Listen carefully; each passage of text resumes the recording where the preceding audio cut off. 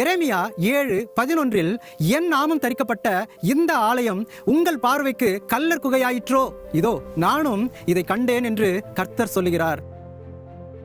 இன்றைக்கு நான் தான் அவருடைய ஆலயம் என்று 1 கொரிந்தியர் 6:19 சொல்லுகிறபடி நம்முடைய சரீரமாகிய ஆலயம் பரிசுத்தமாகவும் கர்த்தர் விரும்புகிறபடி வாழ்ந்து நம்மை காத்துக்கொள்ள வேண்டும்.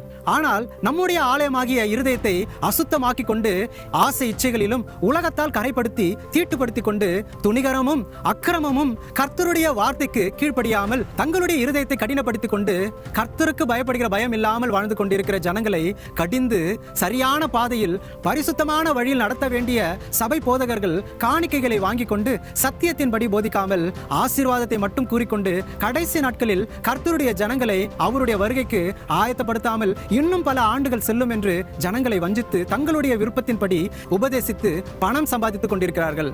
எப்படி சர்ப்பமானது தன்னுடைய தந்திரத்தினாலே ஏவாளை வஞ்சித்தது போல உங்கள் மனதும் கிறிஸ்துவை பற்றிய உண்மை நின்று விலகும்படி எடுக்கப்படுமோ என்று பயந்திருக்கிறேன். அப்படிப்பட்டவர்கள் கள்ள அப்போஸ்தலர்கள், கபடமுள்ள வேலையாட்கள், கிறிஸ்துவனுடைய அப்போஸ்தலரின் வேஷத்தை தரித்துக் கொண்டவர்களாய் இருக்கிறார்கள். அது ஆச்சரியம் அல்ல.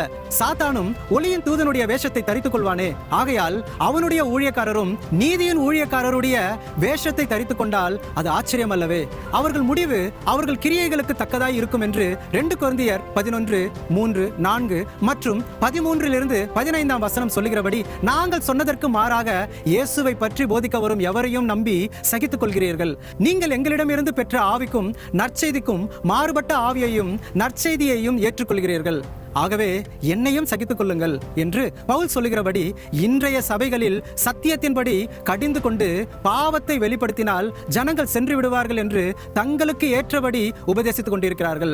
பழைய ஏற்பாட்டு காலத்தில் இருந்து இன்று வரை தேவனுடைய சபையையும் ஜனங்களுடைய இருதயமாகிய ஆலயத்தையும் கல்லர் குகையாக்கி கொண்டிருக்கிறார்கள். மணவாட்டி திருசபையானது கர்த்தரின் வருகைக்கு முன்பாக உத்தமமான ஜனத்தை கர்த்தருக்கு ஆயத்தப்படுத்தும்படியாக என்று லூக்கா 1:17 சொல்லுகிறபடி எனக்காக மணவாட்டி திருசபையானது விசுவாசத்தோடு காத்து கொண்டிருக்குமா என்று கர்த்தராகிய இயேசு கிறிஸ்து எதிர்பார்த்து கொண்டிருக்கிறார்.